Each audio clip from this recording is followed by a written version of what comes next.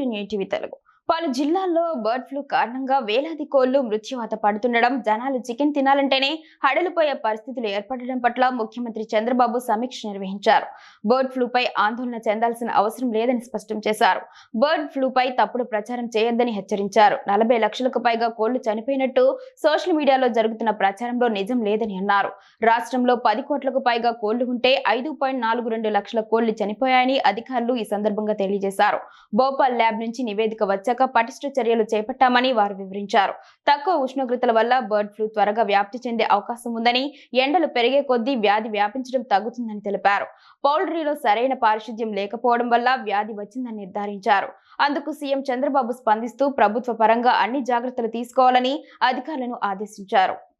రాష్ట్రంలో 2,32,53,000 నాటుకోళ్లు ఈ రాష్ట్రంలో ఉన్నాయి. లేయర్స్ బాయిలర్స్ కలిసి 8,46,09,000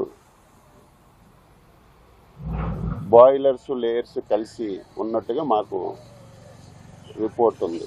అంటే దాదాపుగా ఈ రాష్ట్రంలో 10,78,63,152 కోళ్లు ఉన్నాయి.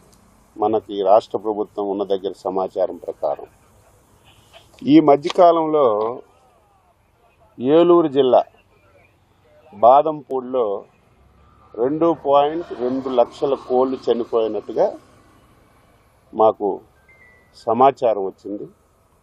అదేవిధంగా వెస్ట్ గోదావరి జిల్లా వేల్పూర్లో 2.5 లక్షల కోళ్లు చనిపోయినట్టుగా సమాచారం వచ్చింది. ఎన్టీఆర్ జిల్లా గంపలగూడెంలో ఒక 7,000 కోళ్లు చనిపోయినట్టుగా సమాచారం వచ్చింది. వెస్ట్ గోదావరి జిల్లా కానూరులో 65,000 కోళ్లు చనిపోయినట్టుగా మాకు సమాచారం వచ్చింది.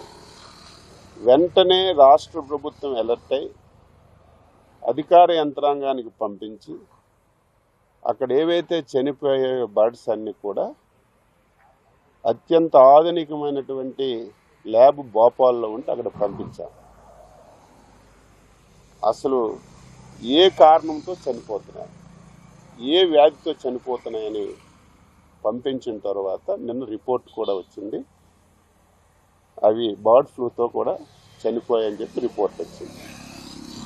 వెంటనే డిపార్ట్మెంట్కి అలర్ట్ చేసి మళ్ళీ ఈ పౌల్ట్రీల్లో ఇంకేమైనా మిగిలి ఉన్నాయా అని చెప్పి పంపిస్తే 14,000 కోళ్ళు ఇంక మిగులుంటే ఒక 340 గుడ్లు ఈ 4 పౌల్ట్రీస్లో ఉంటే అవన్నీ తీసి మనమే చంపి పోర్చడం జరిగింది. ఈరోజు రాష్ట్రంలో 10 కోట్ల చిల్లర కోళ్ళు ఉంటే దాదాపుగా 5,42,000 కోట్లకి ఈ ఫ్లూ వచ్చి చనిపోయినట్టుగా మనకి రిపోర్ట్ వచ్చింది. 5,42,000 టోటల్గా ఉన్నవి 10,78,00,000. సోషల్ మీడియాలో చాలా విపరీతమైన ప్రచారం వస్తుంది, మీడియాలో విపరీతమైన ప్రచారం వస్తుంది. 40 లక్షలు చనిపోయాయని కూడా ఈరోజు ప్రచారం వచ్చాయి. ఎక్కడ దాపరికి ఉండదు. 40 లక్షల కోళ్ళు చనిపోతే అవి పోడ్చాలంటే ఎంత పెద్ద గోతులు తవ్వాలి? ఎక్కడ దాపరికి ఉండదు కదా, ఫొటోస్ అయినా బయటకు వస్తాయి కదా. కానీ ప్రచారం జరుగుతుంది, దాన్ని నేను తప్పు పట్టడం లేదు. ఇది ఏంటంటే ఎప్పుడు కూడా తక్కువ టెంపరేచర్ ఉండేటప్పుడు ఇది వచ్చినటువంటి పరిస్థితులు ఎక్కడ ఉంటాయి. అయితే రాష్ట్ర ప్రభుత్వం ముందుగా మేల్కొని దీన్ని మనం ల్యాబ్కు పంపించాం. ఏవైతే ఈ పౌల్ట్రీస్లో వచ్చాయో ఆ పౌల్ట్రీస్ అన్నీ రెడ్ జోన్లోకి తీసుకొచ్చాం. ఆ పౌల్ట్రీస్కి దగ్గర ఉన్నటువంటి 10 కిలోమీటర్లో షాపులన్నీ కూడా క్లోజ్ చేయించాం.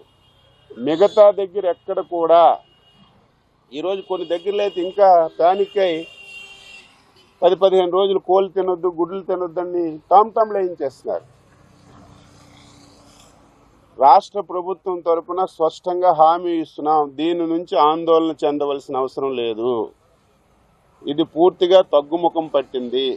దానికి కారణం ఏమిటంటే టెంపరేచర్ ఎంత ఎక్కువగా పెరిగితే అంత వేగంగా ఈ వ్యాధి తగ్గుముఖం పడుతుంది. ఈ మధ్యకాలంలో మీరు చూశారు, టెంపరేచర్ కూడా విపరీతంగా పెరిగింది.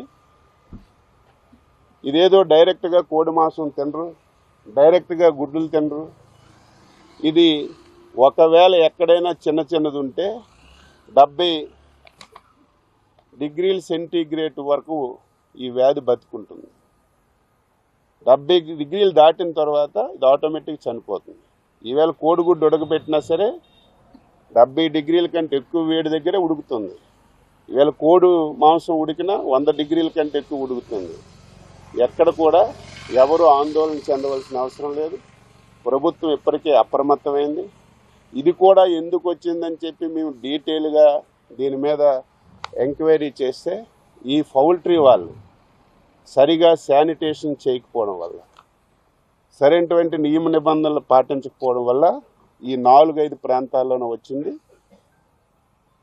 ఇది బాగా తగ్గుముఖం పట్టింది. అయితే సోషల్ మీడియాలో విపరీతం రావడం వల్ల చాలామంది ఆందోళన చెందుతున్నారు. ఎవరు ఆందోళన చెందవలసిన అవసరం లేదు. దీనివల్ల ఎటువంటి ఇబ్బంది ఉండదని చెప్పి నేను స్పష్టంగా తెలియజేస్తున్నాను.